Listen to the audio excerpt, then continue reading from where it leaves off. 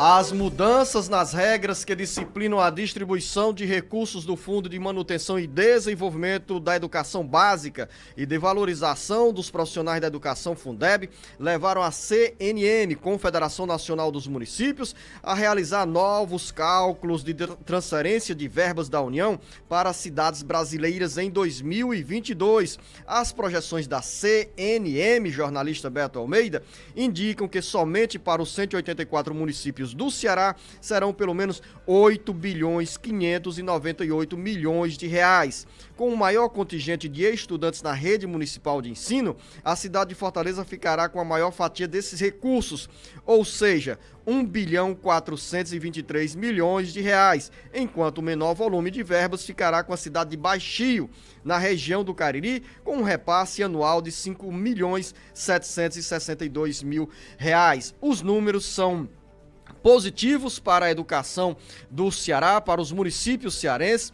O Fundeb tem essa contrapartida, o que a gente chama de complementação da União, para os municípios e os estados avançarem com investimentos na área da educação. E foi graças a uma emenda à Constituição, promulgada em 2021, após ser aprovada pela Câmara e pelo Senado, que essas mudanças proporcionaram mais recursos para a área da educação. A notícia é boa ou muito boa, Beto Almeida?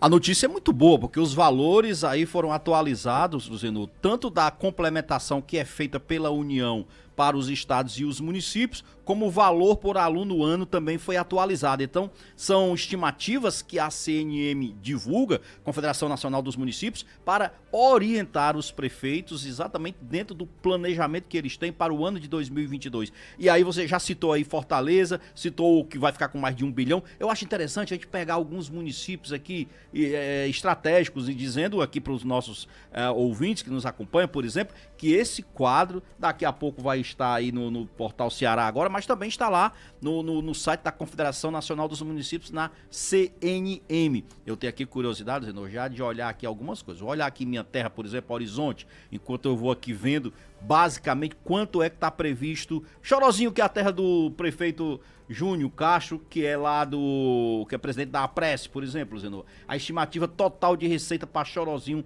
do Fundeb no ano de 2022, 28 milhões 875 mil, é isso mesmo? 213 reais. Muito bem.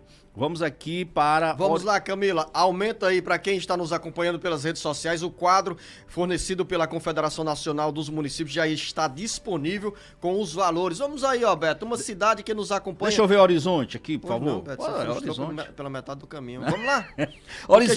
Horizonte, previsão para Horizonte aqui, a receita de Fundeb para 2022, 86 milhões 595 mil 336 reais. Nezinho deve estar com os olhos brilhando. Né? Volta aí a página, Camila, porque eu quero ver o município de Aratuba, que fica ali no finalzinho da primeira página. Volte a página, Camila Maciel. Vamos lá, enquanto ela não chega. Opa, chegou Aratuba, cidade da região da Ibiapaba. Cidade da região da Ibiapaba. Aí, cidade tá do Maciço do Baturité, que nos acompanha aqui pela FM 89.5. 15 milhões 779 mil reais. Atenção, professores, alunos. Aratuba terá em 2022 15 milhões 779 mil reais de Fundeb. Vamos também... Pacajus. Vamos aí, Pacajus. Vamos aqui passar para Canindé, que também nos acompanha pela FM 89.5.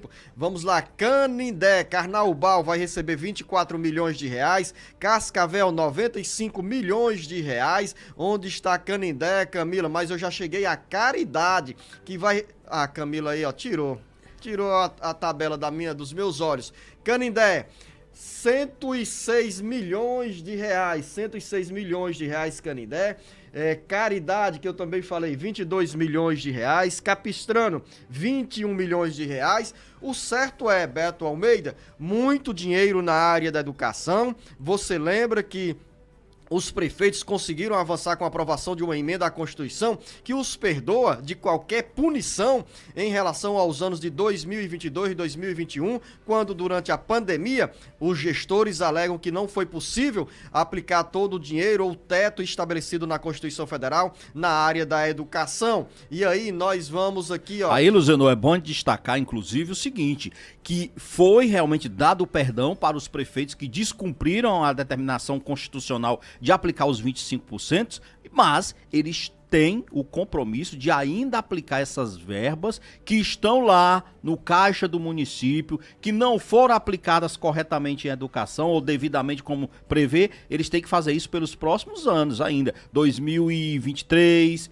ano que vem, entendeu? Mais adiante, tem que utilizar esse dinheiro em educação. E a gente percebe claramente aqui, é mais dinheiro do Fundeb? Sim. Os municípios têm grandes desafios? Tem, mas eles precisam também fazer a melhor aplicação possível desses recursos, Luziano. Tem dinheiro, hoje a educação pode avançar muito mais do que está. Os municípios ainda devem muito em termos de retorno, principalmente na questão da aprendizagem, das séries iniciais, da valorização das condições de ensino nas escolas, da melhoria na estrutura física dessas escolas, porque tem escolas aí nos municípios do interior do cearense, Luziano, que só passaram por uma pá de cal, como se diz. Isso é muito pouco em se tratando dos recursos e do volume de recursos que tem hoje destinado para a educação. Não tem mais chororô para essa área, vamos combinar. Verdade, eu faço aqui, Beto Almeida, um alerta para os pais, os professores e os promotores de justiça acompanharem e cobrarem